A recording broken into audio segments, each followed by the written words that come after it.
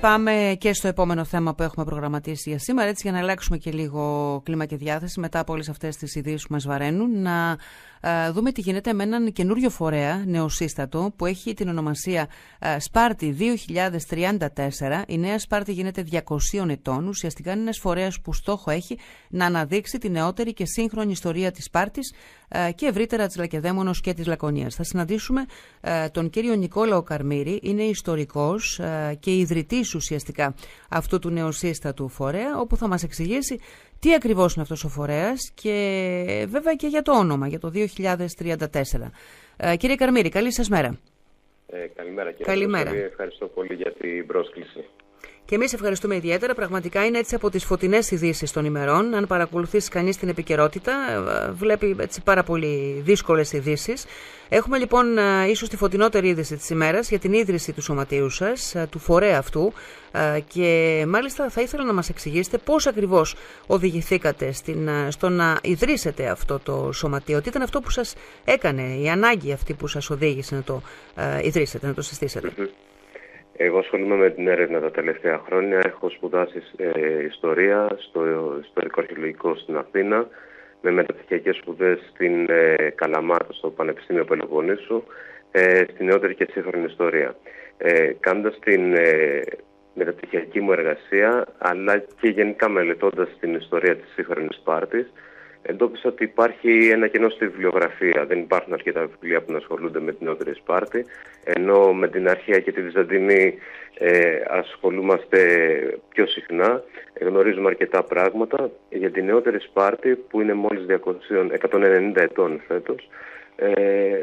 Δεν γνωρίζουμε αρκετά, ακούμε διάφορα, αλλά εντοπίζω και ένα κενό στη γνώση και στις συζητήσεις που έχω κάνει. Δηλαδή δεν γνωρίζουμε ανθρώπους που έχουν προσφέρει, που έχουν διαδραματίσει ρόλο στην ιστορία της πόλης τα τελευταία χρόνια. Δεν γνωρίζουμε σημαντικά γεγονότα πέρα από αστικούς μύθους ή μεμονωμένα περιστατικά. Για παράδειγμα για τους 118, που είναι μια μεγάλη σελίδα της Σπάρτης, σύγχρονης Σπάρτης, θλιβερή ιστορία. Δεν γνωρίζουμε αρκετά πράγματα, πέρα από τα ονόματα, και αυτά όχι ακριβώς πάντα. Οπότε εντοπίζοντας αυτό το κενό και με αφορμή τη συμπλήρωση 200 ετών από την ίδρυση της Νέας Σπάρτης το 2034, σκέφτηκα να ιδρύσω αυτό το φορέα για να μπορέσουμε να ασχοληθούμε με την ιστορική έρευνα. Να σημειώσω ότι η Νέα Σπάρτη ιδρύθηκε το 1834 με βασιλικό διάταγμα του Όθωνα. Άρχισε να κατοικείται σταδιακά. Ο Δήμος ιδρύθηκε περίπου το 1837. Οπότε νομίζω ότι είναι μια καλή ευκαιρία να ρίξουμε φως στην σύγχρονη ιστορία μας, που είναι λίγο στο περιθώριο. Μάλιστα. Έχετε προγραμματίσει και την πρώτη σας εκδήλωση, την πρώτη επιστημονική ημερίδα μέσα στο Μάρτιο. Ναι, σωστά. Είναι μια ημερίδα για τον αγωνιστή του 1821 Παναγιώτη Κρεβατά. Όπως λέω ότι η Σπάρτη δεν προήλθε από παρθενογένεση, υπάρχει μια συνέχεια. Θέλουμε να εστιάσουμε, όταν μιλάμε για νεότερη και σύγχρονη ιστορία, και για τα χρόνια της Επανάστασης στη Λακεδαίμονα. Ο Παναγιώτης Κρεβατάς υπήρξε μια κορυφαία προσωπικότητα, η οποία όμως έχει τεθεί στο περιθώριο της ιστορίας. Θέλουμε να αναδείξουμε αυτή την προσωπικότητα, αλλά και μέσω του Παναγιώτη Κρεβατά να αναδείξουμε την προεπαναστατική και επαναστατική Λακεδαίμονα. Κάποιος που θέλει να γίνει μέλος του σωματείου ή να βοηθήσει, να προσφέρει τις γνώσεις του, πώς μπορεί να το κάνει, κύριε Καρμήρη? Μπορούν να απευθυνθούν στο τηλέφωνο και στο email που έχουμε δώσει στο δελτίο τύπου. Με μια αναζήτηση νομίζω θα το βρουν πολύ εύκολα. Αλλά υπάρχουν και τα μέσα κοινωνικής δικτύωσης στο Facebook και στο Instagram μέχρι στιγμής, και προγραμματίζουμε το επόμενο διάστημα να δημιουργήσουμε και μια ιστοσελίδα, ώστε ο κόσμος να μας βρίσκει ακόμα πιο εύκολα, να αναρτούνται και οι δράσεις μας και οτιδήποτε άλλο κάνουμε.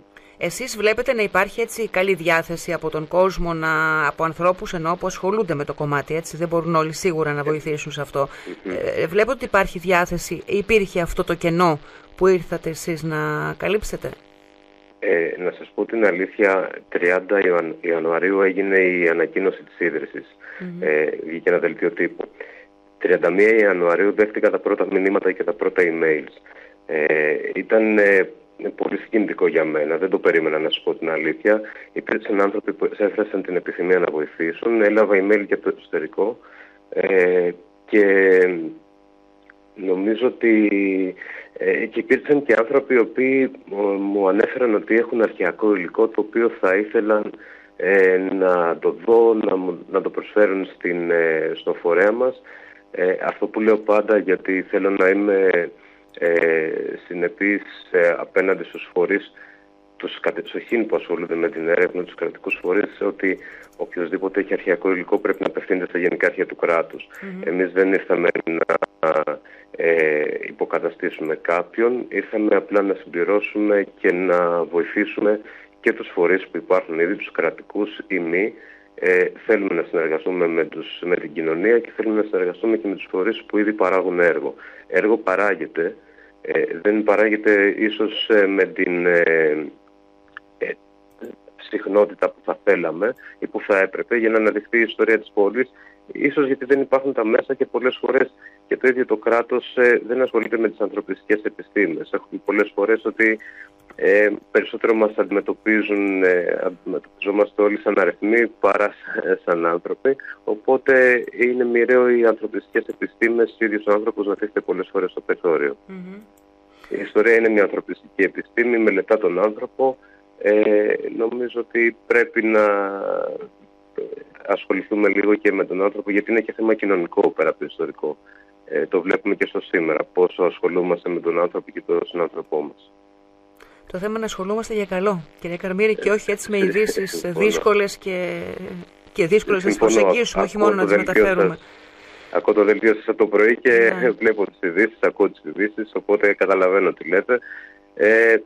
Πάντα πρέπει να έχουμε στο επίκεντρο τον άνθρωπο. Είναι πολύ σημαντικό αυτό που λέτε πραγματικά και θα έχουμε την ευκαιρία να τα ξαναπούμε και όσο του να γίνει και η εκδήλωσή σας, να μας πείτε και πώς πάει όλο αυτό η διαδικασία με την ίδρυση του Σωματείου. Πραγματικά είναι πάντα πολύ σημαντικό για την περιοχή μας και μακάρι έτσι να βρεθούν και άλλοι μιμητές για περιοχές, για πόλεις που δεν γνωρίζουμε στην ουσία πάρα πολλά πράγματα, έτσι, ακόμα και αν ζούμε σε αυτές τις πόλεις αρκετά χρόνια.